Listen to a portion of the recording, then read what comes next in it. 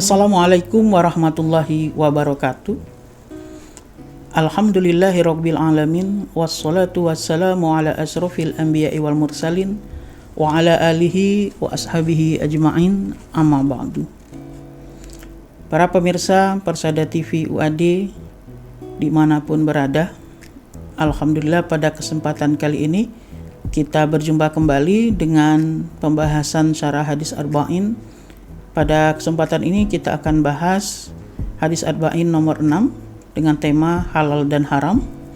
Namun perlu saya sampaikan bahwa terkait dengan syarah hadis ini akan kita bagi menjadi 2 episode karena panjangnya syarah dan keterbatasan waktu yang kita miliki. Baiklah, kita langsung saja kepada hadis yang akan kita bahas. Hadis ini diriwayatkan oleh Bukhari dan Muslim.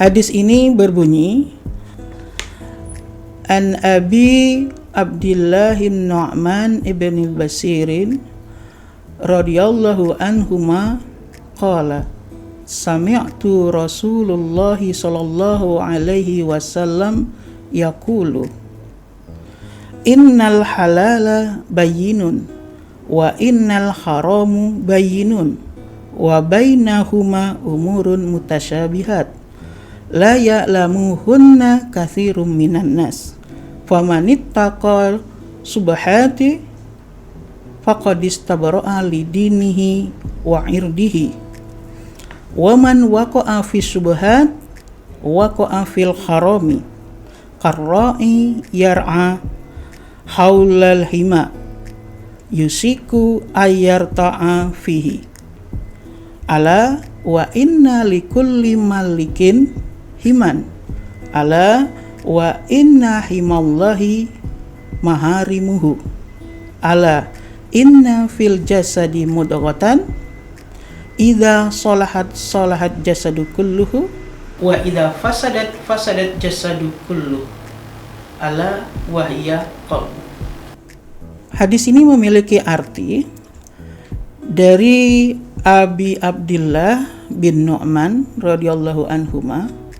Dia berkata bahwasannya Rasulullah sallallahu alaihi wasallam bersabda, sesungguhnya yang halal itu jelas sebagaimana yang haram pun jelas. Di antara keduanya terdapat perkara syubhat yang belum jelas diketahui dan kebanyakan orang tidak mengetahuinya. Barang siapa menghindarkan diri dari perkara syubhat, maka ia telah menyelamatkan agamanya dan kehormatannya. Barang siapa yang terjerumus kepada perkara syubhat, maka ia bisa terjatuh kepada perkara yang diharamkan. Sebagaimana ada pengembala yang mengembalakan ternaknya ke daerah yang dilarang, maka hampir saja dia terjerumus kepada tanah yang dilarang tersebut. Ketahuilah, setiap raja memiliki tanah larangan. Dan ingatlah bahwa larangan Allah di bumi ini adalah apa-apa yang diharamkan oleh Allah. Ingatlah bahwa sesungguhnya di dalam diri manusia itu ada mudghah, yaitu segumpal daging. Dan ketahuilah bahwa segumpal daging itu adalah hati. Para pemirsa Persada TV UAD yang dirahmati oleh Allah Subhanahu wa taala. Kita ketahui hadis ini secara teks sangat gamblang sekali menjelaskan tentang kaidah hukum di dalam Islam, dan para ulama telah menyepakati sebagian mereka bahwa hadis ini mengandung sepertiga dari ajaran agama Islam. Imam Abu Daud radhiyallahu an mengatakan bahwa hadis ini mewakili 1/4 dari ajaran Islam. Maka apabila seseorang mampu memahami hadis ini dengan baik, maka dia akan mampu memahami seluruh syariat Islam yang ada. Sungguh luar biasa sekali hadis ini, dan derajatnya sangatlah tinggi bagi kita dalam memahami agama ini. Ada beberapa hal yang perlu kita pahami dan kita jelaskan dalam syarah hadis ini. Yang pertama adalah yang berkaitan dengan halal dan haram.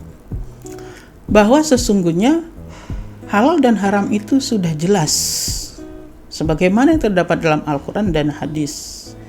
Tidak ada keraguan-raguan di antaranya. Ya, yang halal itu jelas. Contoh, Allah menghalalkan kita untuk makan roti. Allah menghalalkan kita jual beli. Allah menghalalkan kita berjalan dan sebagainya. Allah mengharamkan pun sudah jelas. Contohnya seperti riba, zina, khamr dan lain sebagainya. Nah, di antaranya keduanya itulah yang disebut dengan syubhat. Sesuatu yang belum jelas ketentuan hukumnya. Maka Imam Nawawi mengatakan ada 3 hal dalam hukum itu harus diketahui oleh manusia. Yang pertama adalah hukum halal, yang kedua hukum apa yang diharamkan, dan yang ketiga mana yang termasuk kawasan syubhat. Nah, Imam Nawawi mengatakan yang syubhat ini yang membutuhkan perhatian secara khusus. Karena sebagaimana hadis Nabi tadi dikatakan bainahuma umurun syubhat. Di antara halal dan haram itu ada yang dinamakan syubhat. Nah, syubhat ini belum dapat diketahui secara pasti. Diisyaratkan dalam hadis tadi seperti seorang pengembala yang mengembalakan hewan ternaknya di dekat tanah larangan. Yang itu hampir pasti bisa terjerumus, membawa hewan-hewan tadi terjerumus kepada tanah yang dilarang dimasuki oleh hewan ternak. Oleh karena itu syubhat ini perlu adanya pemahaman yang baik. Nah, kita lanjut yang kedua. Yang kedua adalah memahami syubhat dengan baik itu seperti apa. Karena syubhat ini suatu yang belum jelas, maka perlu kehati-hatian, terutama bagi orang awam, ya seperti kita yang tidak mengetahui kepastian hukum dengan jelas karena kurangnya pemahaman dalil-dalil. Maka pentingnya mengetahui sesuatu itu dengan jelas, ya dengan cara apa? Kalau kita tidak mengetahui dalil, maka bertanya. Jadi jangan sampai kita menentukan sebuah hukum yang kita sendiri tidak yakin hukumnya apa. Ini sangat penting dalam memahami syubhat. Selanjutnya, ya, syubhat ini merupakan ciri bagi orang yang warok, orang yang berhati-hati. Maka penting juga bagi kita semua untuk memiliki sikap warok, kehati-hatian. Nah, oleh karena itu syubhat ini sangat penting, ya, dalam sikap warok tadi. Bagaimana seseorang itu melakukan sebuah kehati-hatian, baik sesuatu itu yang tampaknya halal namun mampu menjerumuskan orang kepada yang haram. Contoh nih, dalam kehidupan sehari-hari kita, misalnya kita ingin makan di sebuah warung atau rumah makan. Kita lihat di sana ini warung makan, jual masakan mungkin biasa saja. Ada ayam, ya, ada daging. Nah, ayam dan daging ini halal dalam agama Islam. Tetapi ada proses lain yang menyebabkan ayam ini bisa tidak halal, daging ini tidak halal. Misalnya terkait dengan penyembelihannya atau dengan cara memasaknya. Adakah campuran-campuran yang mengandung keharaman? Nah, untuk itu kita harus punya sikap hati-hati. Karena bisa saja sesuatu yang halal ini jadi syubhat. Apalagi kalau kita berjalan ke luar kota, luar negeri yang itu mayoritas non-muslim. Maka penting bagi kita mencari sesuatu hal yang dapat meyakinkan kita. Bagaimana? Minimal kita bertanya, ya. Seperti contoh saya sama istri pergi ke sebuah mall, lalu pengen makan di sana. Kita lihat di sana, oh ada warung makan, rumah makan yang sangat ramai dan tampaknya enak. Kita tanya dulu tuh, ini sudah ada sertifikat halalnya atau tidak. Nah, ini penting, ya. Ini penting sekali.